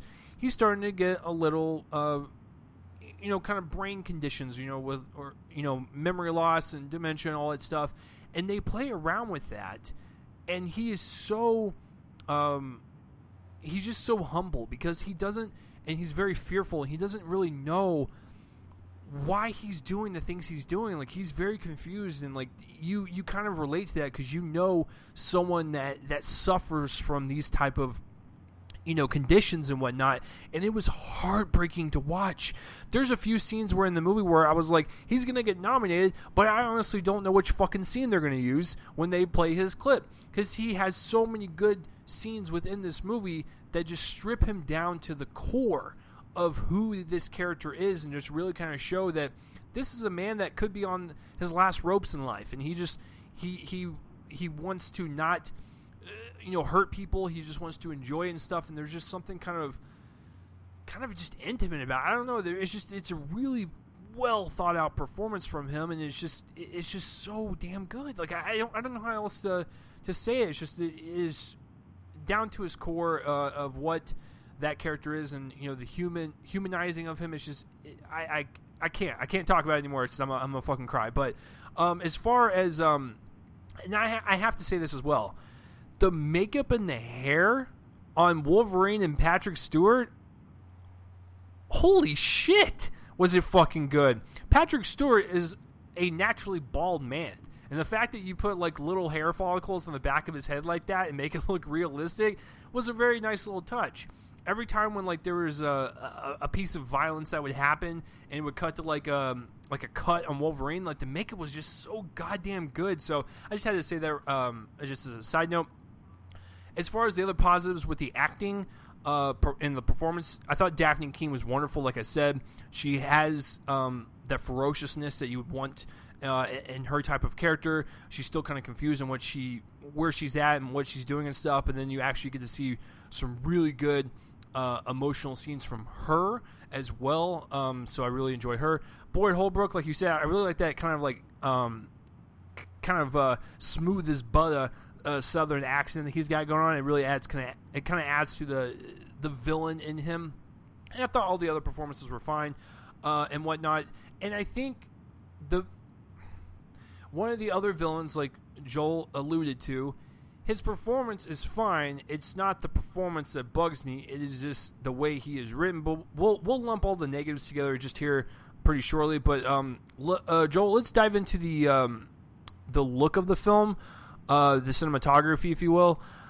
I thought it was beautiful. There was a lot of cool shots, like you said, that had the lighting of like a John Carpenter and had like this horror vibe, and then we would have like these nice wide shots of the beautiful landscapes that these characters inhabit, which is a great contrast because of the horror, and kind of devastation that's kind of happening around it. So I thought that was kind of cool.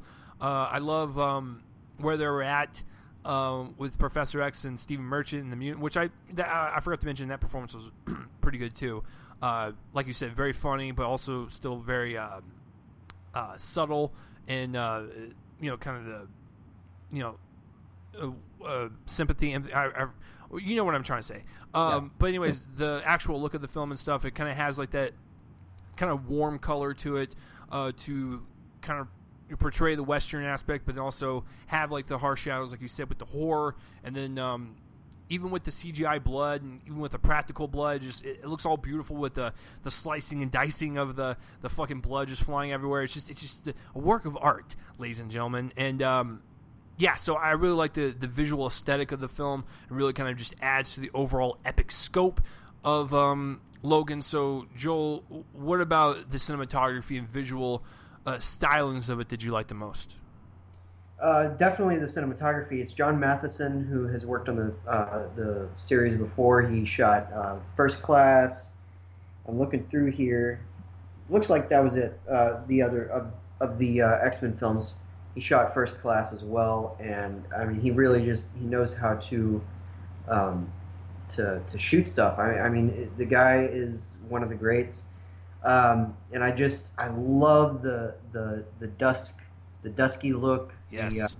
The dusty kind of it's the Texas-Mexico border that they're on, and it certainly captures that area really well, very stark. And I loved how, but they didn't make it look. They know how to make it look beautiful alongside really dusty and grimy and.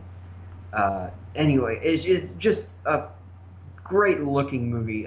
The editing is also terrific. Yes, it's very well paced. Yeah, very well paced. The editing of the action sequences in particular uh, was sort of matched to Wolverine's combative abilities for the first Yes. time in the series, because obviously we know that somebody with claws coming out of their knuckles is gonna rip people to pieces, You would and think, right? That makes you would logical think. sense. And up until now, we've only had a PG-13 action sequences to deal with, so it's been pretty pretty thin on the ground with blood and guts, and they certainly go all out here. It's one of the harder R ratings in a while, and uh, the makeup, as you said, I mean, it's the makeup effects, and it's really good rudimentary work, but good work with with the blood and the smearing of the blood on the skin, and as you said, with the hair, his hair's graying, and anyway, it's just fascinating to watch this movie, um, and yeah, it looks a treat for sure. Yeah, and I mean what you were saying about the editing, it's just when you have like the visual eye candy of like like the violence and the cinematography, it makes it all the more better when you have a good story to add upon that, because the movie's about 2.5 hours long. It is a long movie, but it never felt long to me. It always felt like it had this like very symphonic like melody to it. It was just like watching a piece of music play, and like Joel said, it was fast and ferocious with the action set pieces, because they were brutal, fast, and violent. And then when we get to the smaller scenes and really kind of hone in on what makes us care about these characters, it has like this kind of slower editing style, and it really kind of just slows down a little bit for the audience to really kind of let you appreciate what's happening. And then we get into the awesome fucking action set pieces, which Joel's right, this is one of the most hard R violent combat movies I've ever seen, and that's talking with Blade in mind, talking with Deadpool in mind. This is a violent fucking movie, but like Joel said, and I've never understood why people think this way. Why is it rated R? All the rest are PG-13. It's like, well, first of all, the character is this violent in the comics, and second of all, Joel is correct. When you have a dude with knives coming out of his knuckles, do you think it's going to be clean with blood? And do you think when he slices people, it's just going to be this clean sweep? No, it's going to be messy. It's going to be gory. And so it really adds to the authenticity of the character. And I think the rating was actually important. And before we get into the negatives, Joel, I want to talk about the music. The music all throughout was very experimental and almost had like this kind of horrific vibe to it. And I kind of equated it to like Frankenstein's monster, because Wolverine and X-23 and this whole theme of like creating these machines and whatnot and these weapons that kill people, it has like that Frankenstein's monster type of quality. So Frankenstein is an iconic horror film, and so when you kind of add like this experimental type of horror music to this, it kind of just takes it to the next level. And then when it's not playing that type of music, it's really nice music kind of accompanying it. So I want to get your opinion on that real quick before we move into the negatives as a whole. Did you like the music selection, and what were your kind of thoughts on that? Oh, it was a great score. It's Marco Beltrami and Cliff Martinez. Cliff Yes. Martinez, the guy who works consistently with Nicholas Winding Refn. It's a inspired choice, and of course Marco Beltrami's been doing solid work for ages. And it was a really interesting score. I was constantly hearing it, and I was just like, man, this is unique for this genre. And yeah, I really like the notes that they hit. Like you're saying, it's almost experimental. It's just kind of it. It's almost as if it's not. It's so weird because it doesn't feel like it's not complicated. Complimenting is not the right word. It's not. It's certainly not telling you how to feel. Um, uh, at any given moment. That's the worst. The worst scores do that. The worst scores tell you how to feel. This one, it feels like it's just kind of experimental. It's doing its own thing. It's not complementing the scenes, although it is, but it's not like trying to. It's just doing its own thing, and it's just really weird. It's a weird score in a good way. So yeah, I'm a big fan of the work here. Yeah, I mean, it's like you said, like it's so weird, but it stands out, and you remember it. Because I'm not gonna lie to you guys. Besides, like maybe the Avengers theme and the Dark Knight theme, the X-Men theme, there's really not like many scores from this genre that you remember. I remember this score as soon as I walked out. It was one of the things that I mentioned. I was like, damn, that music was really fucking interesting. So, good on them for making it stand out. So, moving on into the negatives, and mine are very like nitpicky, and it's not going to affect my score. I firmly believe the score I'm going to give it, but some of the negatives I have, and they're very brief. One is some of the action set pieces, the way they were shot, yes, do fit the fighting style. Some of it was a little too shaky, and some of it was a little hard to kind of decipher what was going on. But that's like, it was sparse throughout. It wasn't like, constant. It was just like, hey, that happened. 30 minutes later, oh, that happened. The green screen in some of the shots was a little bit noticeable, especially when they were driving, and I noticed it. Like I said, doesn't deter from the experience, just an observation. Another thing, the other villain was extremely underused, underdeveloped, whatever word you want to use. I just felt like there could have been more to him to make him more of like this presence, but it was just kind of weak in my opinion. But it was more focused on Boyd Holbrook's villain that you mainly focused on, and he was satisfying in the role that he was given, and his objective was very clear. He had to go get these mutants before they destroy shit, and so he can take them and do their experiments and whatnot. But as far as like the main villain on top of him, yeah, a bit underused, didn't really need to be there, if you will. He was there to explain a couple of exposition-y scenes to certain characters, but other than that, didn't really see the point of him, and if he was going to be in there, they needed to flesh him out a bit more. And the last kind of nitpick negative that I have, and this is the bigger one out of the bunch, but it still doesn't affect my experience because I still like that scene. I'm going to have to be very careful about what I talk about because it's a very spoilers scene, so I'm just going to say there's a certain scene in the beginning, a certain sequence that is filmed, and you wonder, okay, I can understand a couple of shots working in the sequence, but for the most part, the consequences of this thing happening and this thing being shot and filmed, I don't know how it got leaked. Let's just say that. It was filmed in a way to where you were like, how did they release this? How did no one catch them? See, I'm trying to be as vague as possible. I think Joel knows what I'm talking about, but it's one of the more bigger reveals in the beginning. I just thought the way it was shot, I was just like, how is no one not noticing this? It's a very pivotal scene to understand a little bit more about certain characters and where they come from, but at the same time, it was filmed in a way where I said a few of the shots I understood because they were kind of hidden, but some of the shots were like blatantly in front of people and no one did a damn thing about it, so that kind of bugged me, but it's not something where I was like, oh, well, that's going to be a whole letter grade down.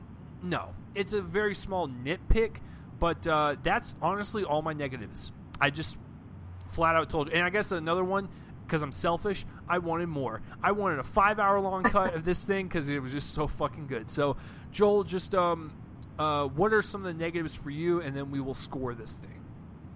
Well, mine I mentioned, are in the writing. For me, that's not anything to do with Wolverine or Xavier or the girl or all of that's pretty well written, well developed.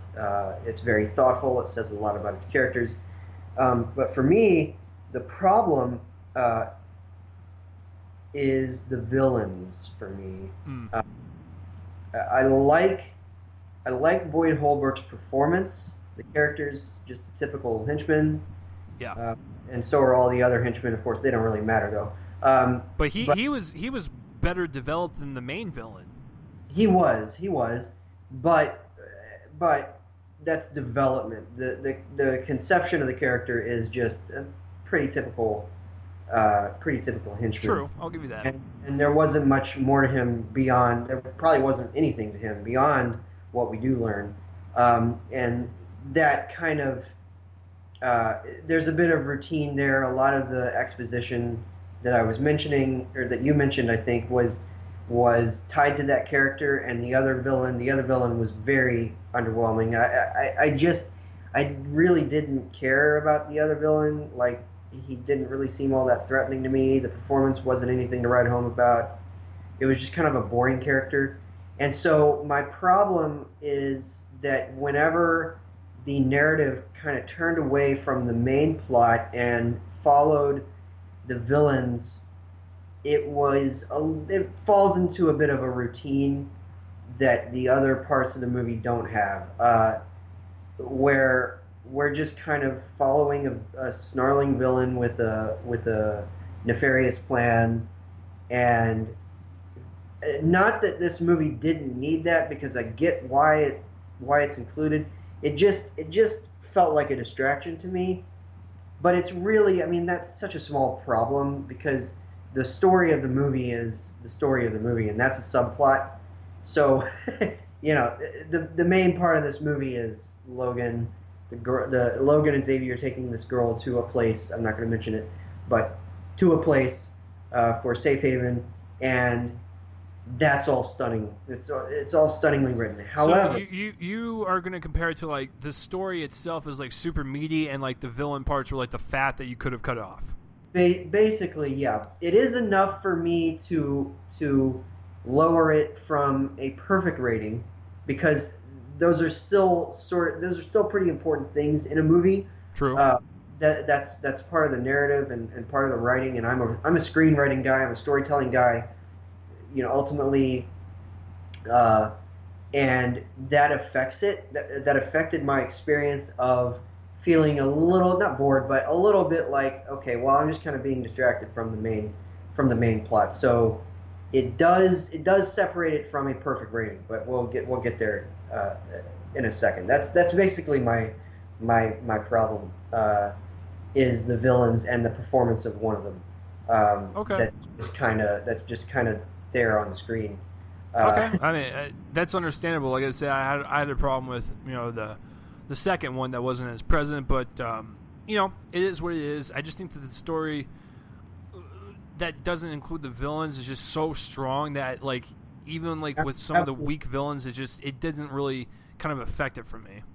Yeah, I will say that this is a top 10 contender, which is, I think, the first for me. Well, I mean, it's been since, I think, The Dark Knight that I've had a movie in this genre on my top 10. Some others have come close. Watchmen, I think, was probably the closest. This has a good chance of being that. But we'll see how the year turns out. But it's fantastic, and it's my third top 10 contender this year. So the quibbles are small. Yeah, I mean, I'm just gonna set it straight for you guys and just tell it in one sentence. It is one of the best superhero movies ever made. Okay, two sentences, maybe more. And I'm not joking. I've seen it twice now, and it transcends this superhero genre. And I know if people are getting tired of it or whatnot, this is not. It's if you take the fact that Marvel's logo is in front of it, you could play this movie as a science fiction horror film, and I think it would ring the same way. But the fact that it is a comic book movie and superhero movie, it is one of the best within its genre, and it tries to be something different than the typical ones that even I have a problem with sometimes. It does something different, and it exceeds to the highest level. I'm going to give my first perfect score of the year. I'm going to give Logan an A+. So, Joel, what say you? Well, like I said, third top 10 contender of the year. Include my others were the Red Turtle, and then there's another one that I'm going to be mentioning when I plug my site later on. But I'm giving it an A-, and it's really close. honestly, I just feel like they could have ironed out the villains. I feel like if they'd have had a striker or something, a villain on that level, I think that it could have been an even better movie. And that's it's definitely one of the best of its kind. I think that it's probably like number 5 or number 6 on my list of the best at this point, and that's a tough list to crack. So I really like it. So I'm giving it an A minus. This is actually the first time where like Joel and I like pretty much agree on a superhero film. This is never going to happen again, by the way, because I will probably rate them even higher, and then Joel will be like, "Oh, it was just average." But I'm glad that we agree on this one. So, but what say you guys? What did you guys think of Logan? Please comment in the place for my face and let me know. And speaking of Logan, let's talk about some fucking numbers, guys, because the numbers are in, and I always tell Joel, please do not look at the numbers because I'm gonna have him guess at them. But he knew what the Friday numbers were, but he doesn't know the weekend numbers. But that's okay because it's still pretty impressive. So let's get into the box office results for the weekend. I'm going to give Joel one hint, and I will say that all the new releases that came out this weekend all made it into the top 5. Oh. So that's probably going to throw a little wrench in your guessing a little bit. So that's the only hint I'm going to give you. So, Joel, would you please give me the top 5 for the weekend? And so there were 3 new releases. 3 wide releases. Okay. Yes. So I'm gonna say. Okay, so I'm gonna say that maybe number 5 was Before I Fall. Okay. Maybe number 4, Lego. Well. Yeah, I'm gonna go with it. Number 4, Lego Batman movie. Number 3, The Shack. Number 2, Get Out, and number 1, Logan. Is that your final answer? That is my final answer. Joel just nailed a perfect list. This is the listen. I've been doing this for no idea. I swear. I've been doing this for 4 goddamn years, and Joel just nailed it. Those are all 5. Wow. I can retire now. All right, guys. I'll see you in the next lifetime. Okay, so. Yeah, as far as the 3 new wide releases, they all made the top 5. Joel correct each place correctly. And the limited release one was Table 19. That came in at number, 20th. So it's really far down there. All right, so I saw that like a year ago. I barely remember it. I was part of the testing audience. But yeah, I figured that it probably wouldn't make a lot of money. Yeah, it did not do well. So number 5 is Before I Fall, and it made $4.9 million. It actually beat out John Wick Chapter 2 by a couple $100,000.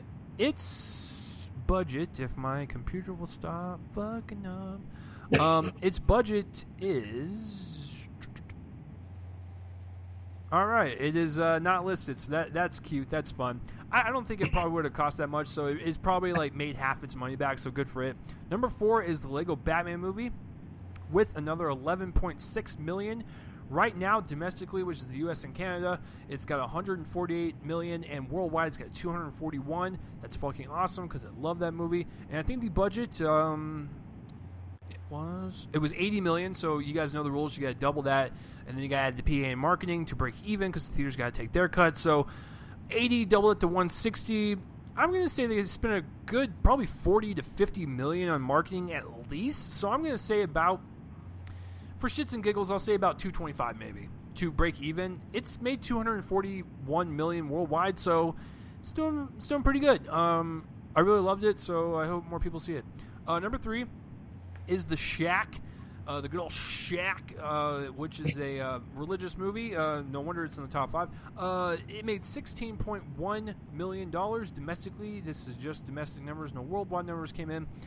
Its budget is also unlisted, but it came out from Lionsgate, and who gives a fuck, right? Because they released La La Land, and it made a shit ton more than its budget, so now they can pump out stuff like The Shack and never feel guilty about getting a low amount. So number 2 is Get Out with $26 million, which it only took a 22% drop, which is unheard of. Usually movies take about anywhere from 50 to 70, so this is amazing news since Get Out was really good. Its budget is $5 million. And I keep telling people this, that regardless of what you think of Jason Blum, he is one of the smartest fucking producers out there. when you let your movie cost $5 million and you double that for the theater cut and you add your P&A marketing, I'm gonna say maybe $15 million to break even. Oh my God! So domestically, $75 million. Like, Jason Blum, God damn it, he's one of my heroes. Like, and plus, Get Out was totally warranted for this type of money. Split also came out earlier this year. That's also Blumhouse, and that did very well. So Blumhouse is having a great year so far. And number one, I'm gonna let Joel try to guess the number. Joel, what did Logan make? Okay, well, I'm going to lock in the guess that I made to you privately, which is 105. Okay, you are wrong. I am closer. Because I guessed 100 million. It did pretty close. It was a lot closer than I thought. 85 million for the opening weekend domestically, and the worldwide total is actually closer to Joel's guess, but we only do domestic. It actually made 106 worldwide. So if you want to look at worldwide numbers, Joel kicked my ass. If you want to look at domestic, which is what we go by, I kicked his ass. But basically, we were both wrong because we both guessed 100 and didn't even get close. But I mean, it was a lot closer than I thought. Its budget, let me see how much they spent on, because I think Hugh Jackman took a pay cut so they could do the R rating. It looks like its production budget was $127 million.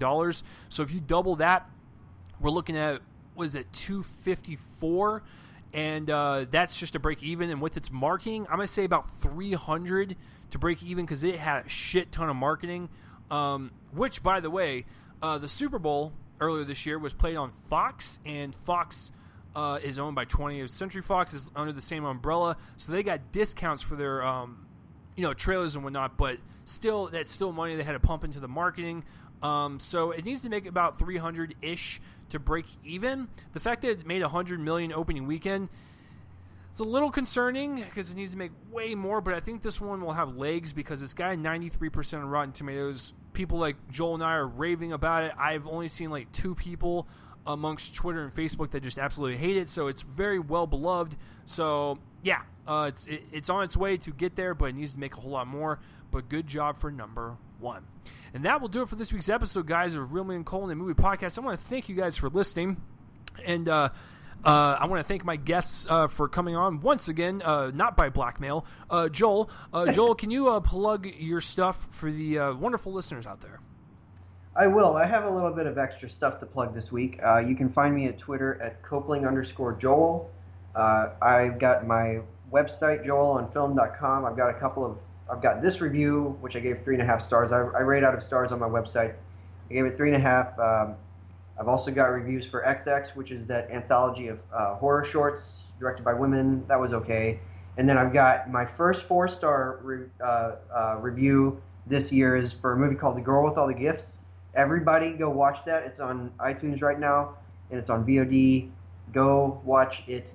And then I've got a website that I'm very soon. We're kind of ramping up the content that we put on it. It's called Podcasting Them Softly, and I do a lot of written reviews on there. I'm thinking about starting a podcast sometime next year, possibly, on that. But anyway, and then there's this other thing that I wanted to mention. I did not tell you, Chase, that I was going to mention this. I forgot. So I just wanted to let everybody know about this. My dad is a policeman here in, well, not here, but in the city over in Plano, and he's also an author. He's been published a couple times, and he's got a book coming out in April called Sage Alexander and the Hall of Nightmares. It's aimed at young adults. It's got a lot of mythology, biblical mythology in it. It's a fantasy about a young boy who has angelic powers, and they're kind of making the rounds around marketing and such for that, and it's now available to pre-order on Barnes & Noble, Amazon, other places, and so everybody go buy that. Sage Alexander and the Hall of Nightmares comes out April 11th, so that's going to be interesting. It's the first of a possible seven book series. So I just kind of wanted to use this to alert any listeners who might be interested in that arena of storytelling to go pre-order that. That's that's awesome. So yeah, if you guys are interested, please check that out. And if you want to follow me on Twitter, it's @RealChaseLee. If you want to subscribe to my YouTube, follow on Spreaker, iTunes, iHeartRadio, SoundCloud. I'm all over the fucking place. You guys know the drill. Like, subscribe, share, comment, and let people know this is an okay podcast. And hey, listen, next week, episode 172. I almost said 52. 172 episodes. Jesus. Next week will be my review of Kong Skull Island, and I believe that's the only one that I'm going to be seeing, so it'll just be over that. So that will be next week. Hopefully you guys liked this week's episode over Logan and a bunch of other interesting news and topics and whatnot. So I will see you guys next week for another I'll be back in a couple weeks to talk Power Rangers. So Joel's fired. Joel and I will actually have to discuss that off air because I may not be doing an episode that week. I just need to work around some stuff, but we'll see. But anyways, yeah. So listen, if you guys made it through this entire podcast and you were new to this podcast and you kind of enjoyed my voice or whatever, and you were not a movie fan, well, hopefully Joel and I convinced you to be one. So the intro and outro music is done by my friends band Fervent Roze, and speaking of them, let's fucking listen to them for the outro. Peace out, everyone. All the links in the description below. Bye-bye.